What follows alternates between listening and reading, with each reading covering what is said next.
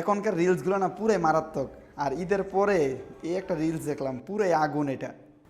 আরে শামিম, কি রে, তোর নামাজ কালাম কই গেল? রমজানে তো তুই ভালোই আছিলি, আর এখন তোর আবার এইগুলা কি হইলো? বাসার ভিতরে কি শুরু করছো সেগুলা? আরে ভাই, রমজান তো মাত্র শেষ হয়েছে, শয়তান এখন ফিরে হয়েছে না। এখন আমি কি করি কন্ত ভাই? রমজান মাসে শয়তান ছিল না, বুঝলাম, কিন্তু রমজান মাসে তুই যা করছিলি তুই তোর নিজের ইচ্ছা শক্তি দিয়েই করছিলি। আর আমাদের সবচেয়ে বড় শত্রু আমরা যারে মনে করি শয়তান, কিন্তু শয়তান আমাদের সবচেয়ে বড় শত্রু না, আমাদের সবচেয়ে বড় শত্রু হচ্ছে আমাদের নফস। তাই নফসকে বলা হয় আসাবরু আলা নফস। নিজের নফসকে তুমি নিয়ন্ত্রণ করো। হ ভাই, তখন একটু শান্ত আছিলাম, নামাজটা মতো ঠিকঠাক মতো পড়তাম। আর শোন, বাহানা দিয়া ইসলাম চলে না। শয়তান শয়তানের কাজ করে, কিন্তু তুই শয়তানের সাথে মোকাবেলা করে তুই নিজেকে নিজে পরিবর্তন করতে হবে।